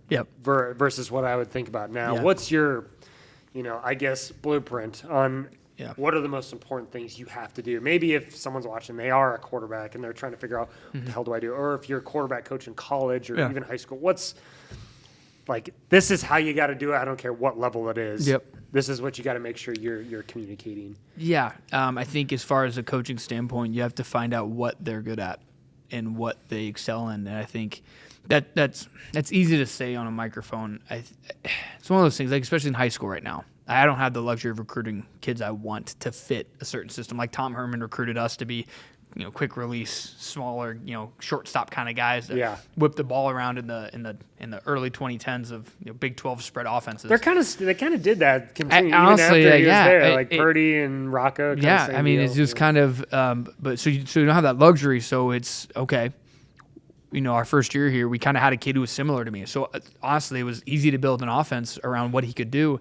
And then our next quarterback wasn't the same skill set. Talented player, wasn't what we had our first year. And I think that what I missed that year as a coordinator in high school was like, okay, hey, this is what we're good. And we have good wideouts to get the ball to, so this is all fit. And I think as a coach, I got to put that quarterback in the best scenario possible, whatever his skill set is. And that's to me the core of it. Are you putting your quarterback in a situation to become successful? Are you asking him to do things he can't do? Or he's not comfortable with, or he doesn't feel confident with? They might grow into pocket passers, but if you got a young quarterback, get him out of the pocket, move him, run him around. If he wants to sit in the pocket, good. Maybe, again, you're not gonna have the inmates running the prison by any means, but like have a conversation with, there's guys right now who are gonna compete for our job, and I got young guys. I got a soon to be junior and a freshman to be a sophomore, and they have two different skill sets. And then I've got a kid who has played quarterback in the past, who's an athlete, who's going to be older, and he's kind of a playmaker. And like, okay, if this doesn't pan out with the younger guys, what can we do with you? And it's my job now to figure out, okay, each of these guys, what do they do best? How does he play it? How does he play it? And how does he play it? Okay, what am I doing? So if I'm coaching you, like, in the big picture, what did TK do, who was the starter at the time when you were at Simpson? And then what do you do? What does Seth do well? And scripting it out like that in practice. And you can get into that. We can sit here and talk quarterback technique and finding your base, finding your platform. It's funny though, like as I get more into this thing and I learn more, obviously I'm not in coaching, but you learn more and you like you either got that or you don't. At the end of it. Like you can try to get better, you can try to figure it out, but like a kid's either gonna be able to whip it around the yard or not. And but yeah, like me, I was not that. Like I got better towards the end, and like eventually people are like, "Oh, Seth's the pocket guy, and this is the." I'm like, motherfucker, like I've never been known as that. But it's funny to like But what you're saying though, that is like what does the in its every level of football, the ones that are successful, obviously the NFL's a little different, but like the ones that do it well are the ones that can get that quarterback. Whoever the best quarterback is that gets you the best chance to win, then figure out what he does well to then mix that together. And I think that's in college it's so easier because you recruited them. They have the ability to throw the ball, they have the ability to run or not run, and then the tweaks within your system are different. High school, it's okay. Hey, we don't have a quarterback this year. We're running the triple out of the gun, or we're doing something. You know what I mean? Like we're doing whatever fits. And I think that's where I learned early on was like especially in high school, this guy's going to touch the ball every single play. It needs to not necessarily be built around him, but what can they do and then go out from there. And that's where like I talked to people this year and like, you didn't throw drop back. Again, you talk to parents and high school kids and a lot of parents are smarter than me. Yeah. They'll let me know. Yeah. Gotta love it. You're right. Yeah. Which is fine. Everybody's entitled to their opinion. Yeah. But that's a part of me that wouldn't do well. If I was good, I'd be like, hey, there's times I don't. Do you know who I am? I coached 2 years. No, and you're never gonna win that one because even kids. I teach high school kids. They all think I'm dumb, and they all don't know. And I probably am dumb. They probably, they're probably right. Yeah. But just in high school, especially, it's like, hey. Our quarterback, hey, he doesn't do this well. Let's get him out. Let's roll him out. Let's do this. And people were like, "Oh, you weren't throwing much deep." I'm like, I'm not gonna sit there and go like, "Well, my quarterback sucked, so he couldn't do that." It's like, no, he didn't suck. Sir, move on. Yes, I'm like, hey, yeah, you guys are right. Good for you. Move on. It. But like, we just won 80-5, like 80-3. Right. Yeah, if I could score it, but like, looking at our quarterback, it's like I'm not gonna go roast him in public or anything. And I had a talented quarterback this year. His skill set wasn't sitting back in the pocket. His skill set was getting out and moving around and running around, and he was a heck of an athlete. And did a lot of good things for us. It just wasn't the offense that I think a lot of people were used to seeing. And that's such a small spectrum of football here at Des Moines Christian that I think coordinators struggle with all the time of, What are you running? What are you doing? And then how do you change it? And then every year the kids always go, well, what new offense we run this year? I'm like, we've called Vermont 4 verticals all the time. Like the call still stays the same, but we just run to have a different look, and so that's where sometimes it's tough for our high school kids. But again, they live in the moment, and we don't have spring, so to them it's always a new offense. But yeah, I think to get back to that point with quarterbacks, it's do what they do best and then instill confidence in them. I try as best I can. Some quarterbacks in the past probably would disagree that I try not to berate them in public. I try not to. If I'm going to get after you, it's going to be in the meeting room. It's going to be one-on-one. It's going to be after practice. It's going to be especially in those high school environments. Yeah. Like I got my butt chewed out a little bit in a 3A, where my mom's right there and nobody's talking right now, and you're like, well, and I tell you, there's some parents. I got some parents who give me a little leeway, but there's some times. I mean, my kids will tell you. I've gotten after some guys, as a typical high school coach at times, and I try not to do it. I did to our first year quarterback, Tate. He knows exactly the day. That was shout out Tate. Yeah, shout out Tate. That was a classic one. But I want to instill confidence in them. And then kind of like what you talked about of that second guessing yourself and what you went through in college, what I went through in college, where you're always scared of making a mistake and you're always terrified. And that is the worst place for anybody to be. So my job entirely of coaching the mentality of the quarterback is just, how can I make them confident? How can I make them feel comfortable? How can I call a play? If I got a senior who's got game experience, okay, it's different. If I've got a junior who's never played before, my first play call at the beginning of the year is going to be different than if I've got a starter. Hey, how do I get them comfortable? And everybody always says, get them comfortable, get some out, like get some flat passes. Yeah, but they get the whole flat pass. Okay, but like, what happens? You throw the flat and it's a trap corner. Like, okay, what's a trap corner? Yeah, right. Yeah, right. And so I think it's just that. Okay, hey, what are they good at? Like, what do they do best? And so that's the part to me that how do I get you into that mindset of I don't fear of making a mistake because we're doing things that I'm comfortable and confident in. And I think... You're still teaching them Trinity? A little bit. A little bit. I still talk about that. Right? I'm like, this is... I got that from Todd Sturdy. And, teaching the boundary safety, the field safety, and the Sam nickel.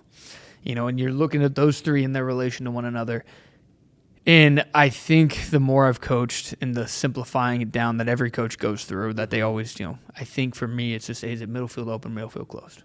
Yeah. What is it? And now we could go through every variation of middle field open and middle field closed. What is it? Middle field closed? Good. I like this. Middle field open? Good. I like this.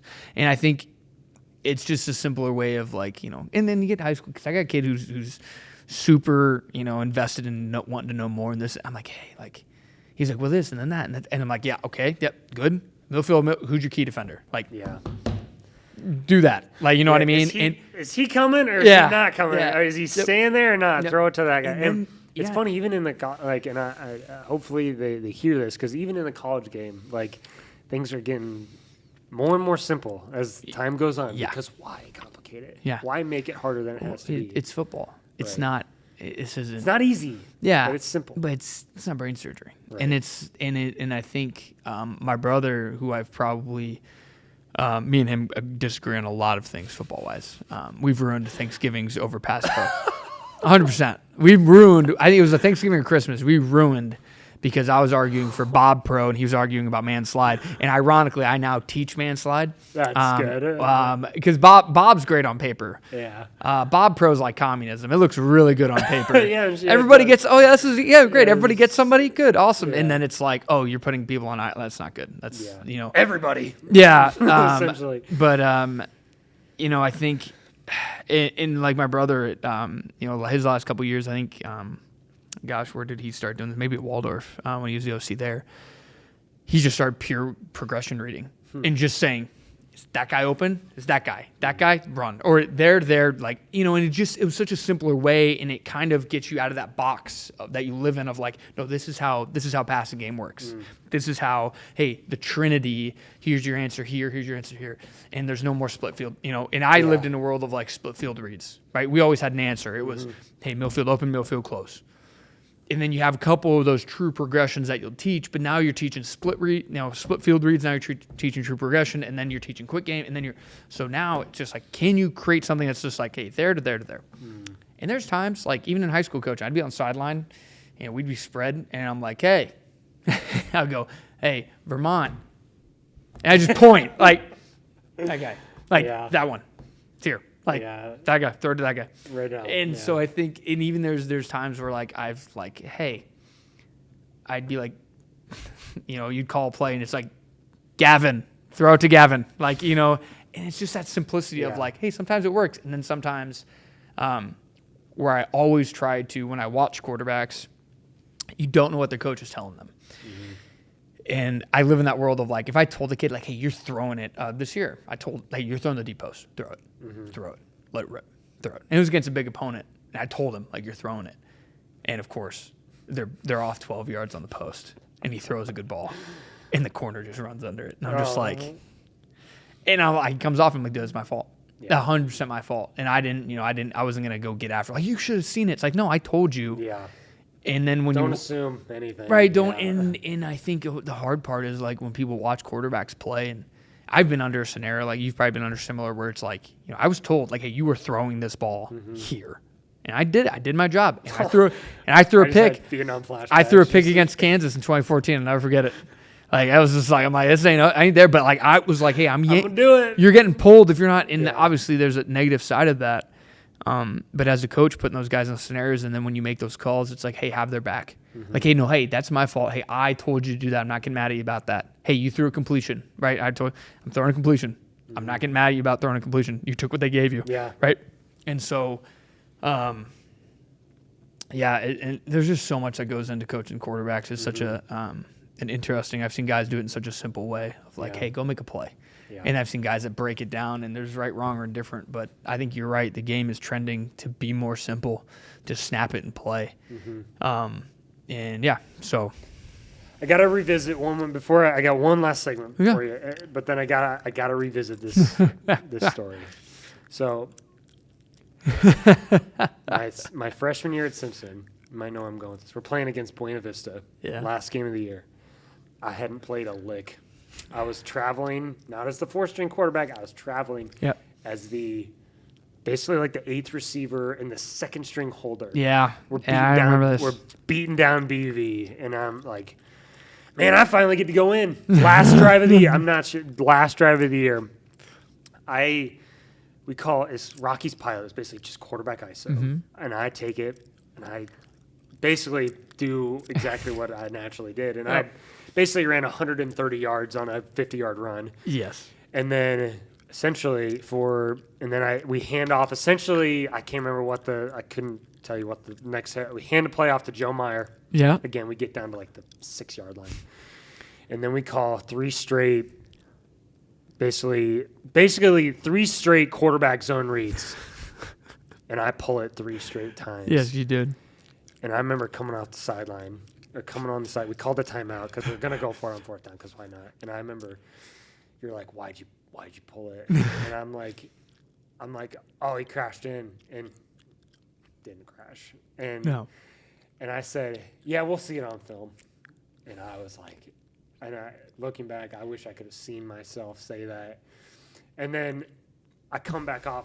We come back off the sideline. We call basically a fade flat, and I throw first college pass an interception. And I come off the sideline again, and I'm like, why didn't you just run it? And I'm like, oh, we'll see it on film. I say it again. Yeah, and I remember this. Last game of the year, and you just fucking come down on me. I need it after basically like 8 years later. I need to hear your take on that whole thing. Man, that's all coming back to me. I remember it. I remember crying. I have a picture of me crying after the game because I'm so just beat down. Oh man, and I think in that moment, because I think probably an internal brokenness of mine, or from the coaching perspective, that game is like, okay, we're up a ton. Seth is a talented freshman. Let's get him on the field. Like, let's get him. Let's see what we can do a little bit, and then do things that, like, hey, limit your decision making. put you the ball in your hands, and let's see what you can do with it. And you make a big old run, and it's like, great. And now, hey, we're going to run zone read. Now it's like, okay, do we make right decisions? Are we making the good decisions? And you're like, I'm pulling it. And again, you're in that coaching perspective of like, well, what if he pulls it and scores? Right. Then we're not here having this conversation. Yeah. But so I can't coach the playmaker out of you, but also like, dude, like it happened 3 times in a row. You know what I mean? Like, and so that too is like, again, and we've already mentioned it. It's just like sometimes you gotta say yes, sir. Yeah. And just shut up. And I could be wrong. And we could see the tape, and I could be wrong. No, I wasn't wrong. Oh no, I wasn't wrong at all. Because I tell you, I'll never forget. Because I remember rewinding the pick you through like 10 times, and I think Austin Helt was just like dying laughing in the room because we were all there to witness it. Yeah.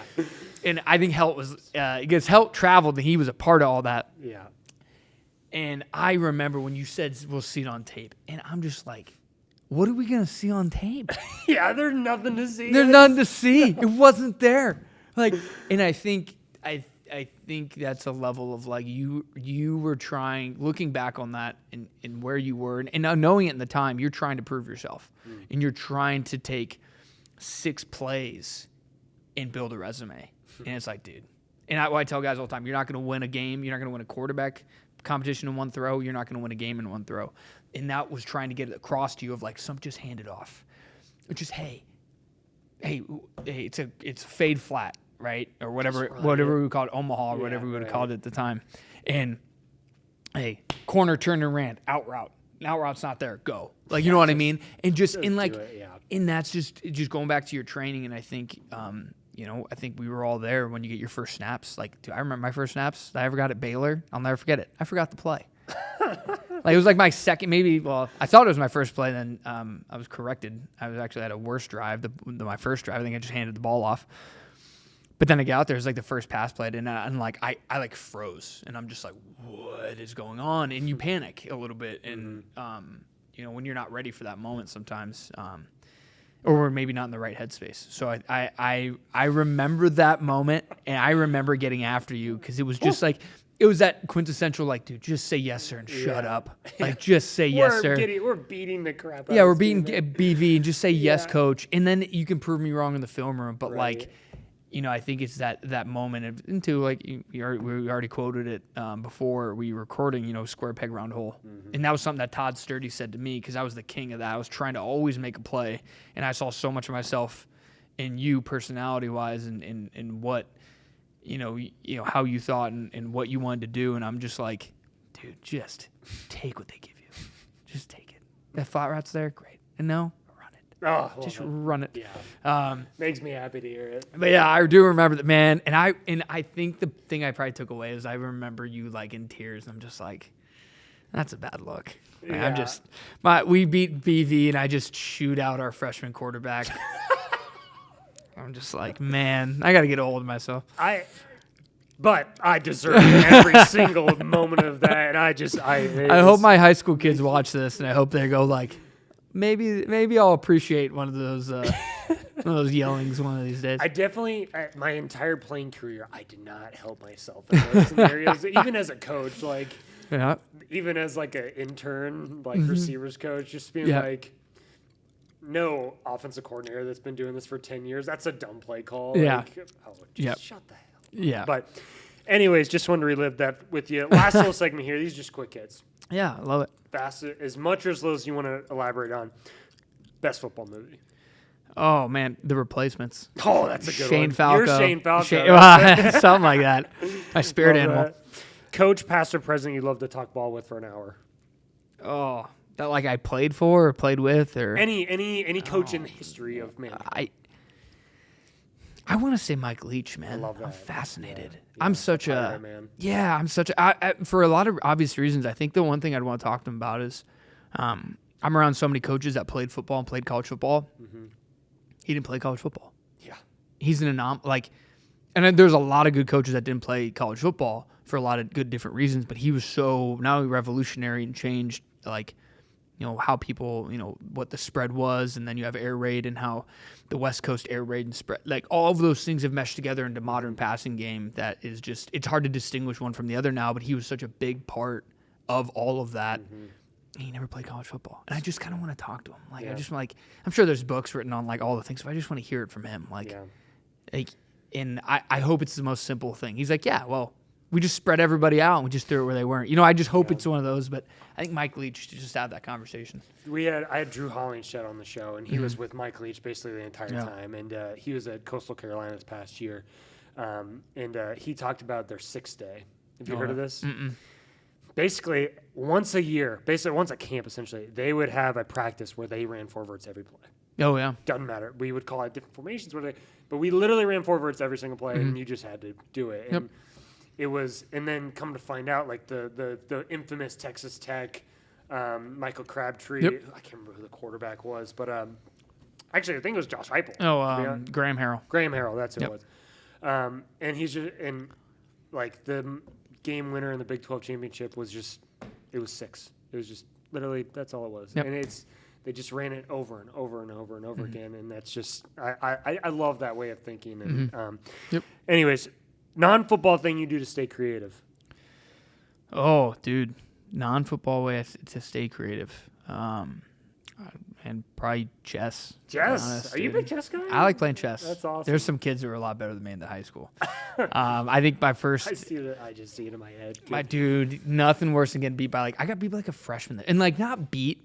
There was a freshman this year that, I got worked.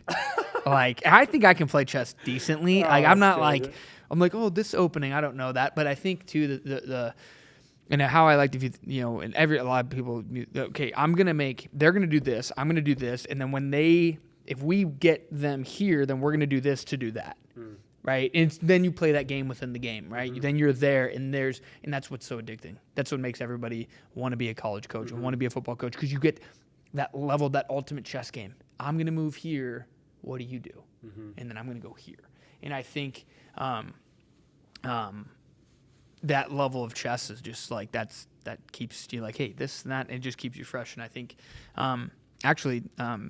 that chess and honestly just listening to coaches, I think the older I get, listening to coaches' press conferences after games and things like that. Actually, Signetti, an old Signetti video surfaced. He was at it was 2 or 3 schools ago he was at. And he's one thing about us, we're going to win, and we're going to be innovative, and we're going to bring a culture. And he's but the only thing, as long as we're always being innovative in this game, we're doing our job. And I was just that's profound. That was so as a young coach, I had all these crazy cool ideas of doing this and doing that and doing this. And hey, Coach, I got this arena ball, we did this, we should do that. And I think a part of me, when you get into it and when you get into that full-time job and that coordinator jobs and those things, you lose that ability to sometimes think a little bit outside the box because you're so focused on the system and what you're doing. Hey, we're doing this because of this, and these rules are this because this is how we teach it to the kids, and this is how they know the rules. And sometimes hey, let's throw something at the wall real quick. So I think for me, honestly, it's probably been my thing the last couple months is looking back on our high school season, and what I've been trying to do now is hey, we're gonna keep a lot of the cool things that we did and what things that we've been successful at. But also, we're gonna change up a little bit. We're gonna go a little unorthodox. We're gonna get a little bit, do something that's a little different. I haven't seen that before. That doesn't make a lot of sense unless we throw it to that guy, or it becomes hey, throw it to that guy or the check down. But be a little innovative, be a little different, and there comes risk with that. But yeah, playing chess and just listening to other coaches and what they're doing. I think the longer I coach, probably the more open I am about hey, what's everybody else doing? Yeah. So. Last one here. Ooh, second last one. If your offense was a band or an artist, who would it be? Oh, man, probably changes from year to year. Dude, if we were a band, well, our head coach is a metalhead. He's kind of turned me a little bit into a metalhead. So I think if we were a band this year, we would have been Kill Switch Engage. Easy. I'd say Kubla Khan, but that's a deep cut that not a lot. Kill Switch Engage is a little bit more. Slipknot would be maybe a better example. Man, I love that was kind of how I envisioned it, and probably the previous 3 years we were probably Drake. A little bit more. We had a little more spread. We were throwing the ball a little bit around, but a little bit more smooth and a little bit, fat. And then this year was just like, hey, we're wall, in 12 and 21, baby. We're coming after you. So, but yeah. Last one here. What's one piece of advice you would give to the next generation of coaches? Oh man, boy. I feel like everybody always says like be a sponge and like take in everything. I think the next generation of coaches. I think you've got to just you got to work so much harder to create the relationship with kids. College coaches especially. You might have a guy for a year. You might have a guy for 6 months, and he's gone to the portal. We got guys at high school transfer and leave because they want to go do something else, or they want to So high school is different because I know I'm probably going to have 95% of all my kids all 4 years, so I get to see them grow into young men, and then they're off to college. And I knew, you were like, hey, you're going to coach me for 4 years. I can't leave because there's, transfer restrictions. And so we got to build a little bit better of a bond because there was a little bit more investment, even though if I was there a year, where I think now it's that relationship part that I think keeps people in it. It's the people that keep you part of this job, whether the people at Grandview, that I had such a great time and was able to be mentored by those guys. And I'm working for a guy like Jeet and building that relationship. And it's the people in this business that keep you with it. And it's the people that I feel like me and myself probably don't create as good of relationships to keep you in it for the long haul, and especially with players. When they start becoming just trading cards, there's nothing human about it. There's no growth. There's no satisfaction. I see a guy like Coach Mike Woodley, not to be, and I see guys that come back who coached him at Grandview, who would see him and, he shaped them in a lot of ways and gave them opportunities. And I look at a guy like Coach and I'm like, I want that. I want to see guys like you doing incredible things in football, outside of football, that I think the next generation is going to struggle to have. And unless that relationship side comes back, I don't know how, I don't know the way, but creating relationships it's everything. It's the recruiting part. It's the going into work every day, not, wanting to lose your mind, loving the people you're around. And so I think my advice for them is just, you got to create relationships everywhere you go. And things aren't like trading cards. They're not commodities. They're not cattle. Even though we treat them like it because you had to be at, I wanted you to be at 205 to play quarterback, which is true. And that's not going away. Yeah. But that level of you wanting to get to 205 or 215 because I believe in you, if you get there reluctantly because, some guy who's only going to be my coach for 3 months before he takes a new job or before I get to the transfer portal, screw that, I ain't doing that. Yeah. I was going to do something for Todd Sturdy or Courtney Messingham because they were my guys. I would have died for those guys, and that part, I don't know if that's there anymore. I haven't been in college for a couple years now, but that's what I would say. So. Appreciate you, man. No, thanks, man. Love you, dog. Dude, love That's you. awesome.